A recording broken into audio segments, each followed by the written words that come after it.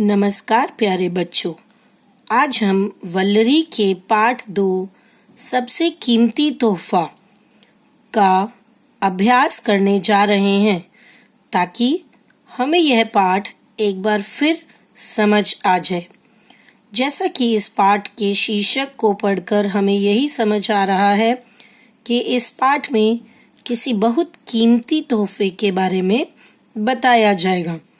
और जैसा कि इस पाठ के उद्देश्य में हमने यह जाना कि जो व्यवहार हम दूसरों के साथ करते हैं वह हमारे नजरिए से तो ठीक होता है, परंतु हम उस समय सामने वाले के मनोभावों के बारे में नहीं सोचते और कभी-कभी कुछ ऐसा कह बैठते हैं या ऐसा सोच बैठते हैं जिससे उन्हें तकलीफ होती है या दुख होता है। इस पाठ में मनोहर काका नाम के एक व्यक्ति हैं जो डाक विभाग के कर्मचारी थे। वह माधोपुर व उसके आसपास के गांव में चिट्ठियां बांटते थे।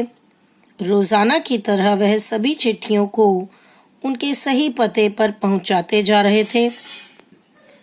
आखिरी घर पर पहुंचकर उन्होंने आवाज लगाई। एक लड़की घर के अंदर से जवाब देती है कि वह चिट्ठी को दरवाजे के नीचे से ही डालकर चले जाएं। यह सुनकर काका को बिल्कुल अच्छा नहीं लगता। वह इतनी दूर से उसका पत्र लेकर आए और ये देखो, ये क्या, उस लड़की के पास दरवाजा खोलने तक का भी समय नहीं है। अब काका को लड़की के व्यवहार से बहुत गुस्सा आता है, तो वह गुस्से में बाहर से बोलते हैं, रजिस्ट्री है जिस पर तुम्हारे ही हस्ताक्षर चाहिए। जब 2 मिनट तक वह लड़की बाहर नहीं आती तो काका को और भी गुस्सा आ जाता है और वह कहने लगते हैं कि अब वह और अधिक प्रतीक्षा नहीं करेंगे। कुछ क्षण बाद दरवाजा खुलते ही काका ने क्या देखा, उनके तो होश ही उड़ गए और उन्हें अपने शब्दों पर बहुत शर्मिंदगी महसूस हुई जब उन्होंने देखा कि जो लड़की घर के भीतर से बाहर आई दरवाजा खोलने, उस लड़की के दोनों पैर ही नहीं थे। इसीलिए शायद उसे आने में इतनी देर लग गई। काका उस लड़की को रजिस्ट्री देकर तथा उसके हस्ताक्षर करवाकर वहां से चले गए। कुछ दिन पश्चात काका को उसी पते के लिए एक अन्य चिट्ठी मिली। इस बार काका ने दरवाजा खटकाकर उस लड़की से कहा कि वह चिट्ठी को दरवाजे के नीचे से डालकर ही चले जाएंगे, उसे आने की आवश्यकता नहीं।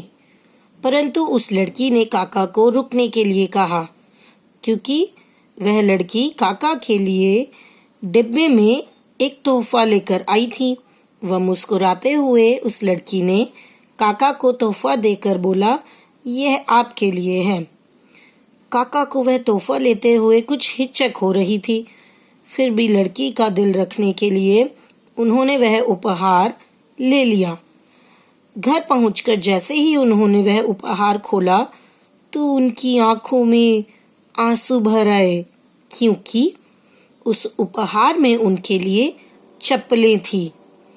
आज तक वह नंगे पैर ही चिट्ठियां बांटते थे और किसी ने भी इस बात पर गौर ही नहीं किया था।